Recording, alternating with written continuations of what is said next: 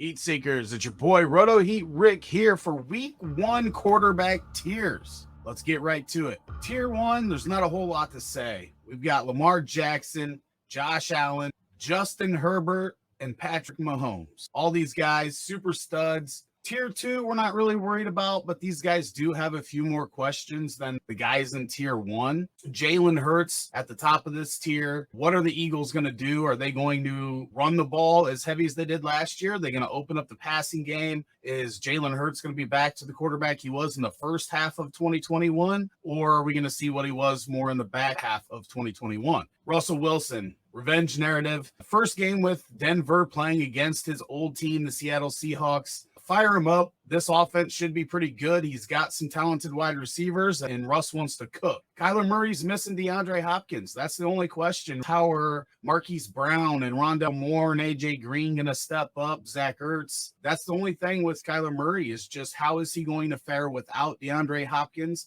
If one of these guys steps up and really dominates, then Kyler Murray shouldn't miss a beat to start off the 2022 season. Aaron Rodgers, back-to-back MVP. The problem now is no Devontae Adams, the safety blanket, the guy that was heavily targeted in this offense, red zone threat, everything. Didn't matter what they were looking for. Devontae Adams filled that role. Now, Allen Lazard, Sammy Watkins, Romeo Doubs. There's just a lot of question marks with this wide receiver group. Derek Carr, upgraded. Devontae Adams now in town. Darren Waller still questionable for week 1. Hunter Renfrow, he's got some options in the passing game now. They're 3 deep instead of just Renfrow and Waller. So what's going to happen with this Raiders offense? Are they going to be real pass heavy? We're not exactly sure, but if they throw the ball a lot, Derek Carr could be moving up these ranks. Here in tier 3, we have a lot more question marks. Trey Lance, how is he going to do in his first season as a starter? Obviously, the rushing upside gives him the potential to be a top 3 or 4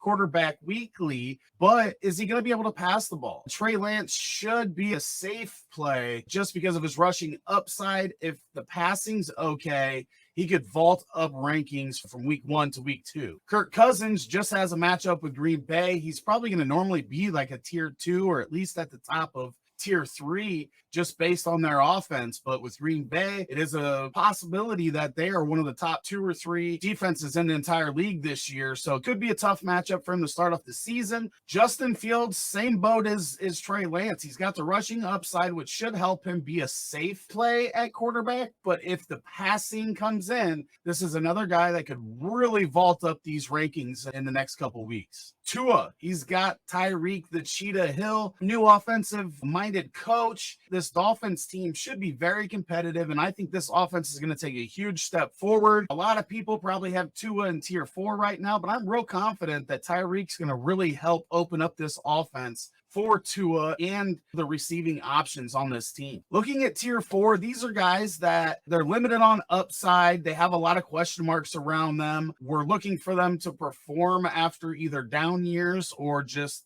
thus far in their career. I trust in Mike Tomlin. They are comfortable with Mitch Trubisky going in as their starter. If they use him to run more than Chicago did, he's going to have more fantasy viability than people want to give him credit for. He had seasons in Chicago where he averaged 17, 18 fantasy points per game because of that rushing, but then they stopped using him that way. I think Steelers are going to move him around a lot, and he's going to have that type of upside in the Steelers offense. Baker Mayfield going up against Cleveland, tough defense to go up against, but there's that revenge narrative. Baker's got some options. Robbie Anderson, DJ Moore is obviously the number 1, just traded for Laviska Shenault. There's a lot of options in this pass game. Baker's going to have a little bit different of a makeup than he had in Cleveland. They're probably going to throw the ball quite a bit more than they did in Cleveland. Last guy that I want to talk about in this tier is Marcus Mariota. Looked real good when he came in relief for Carr in Las Vegas, but hasn't been a starter for a few years. Now he's had time to learn and sit behind Carr, and now he comes into Atlanta where they have 2 really good young receiving options in Kyle Pitts at tight end and Drake London, the rookie at wide receiver.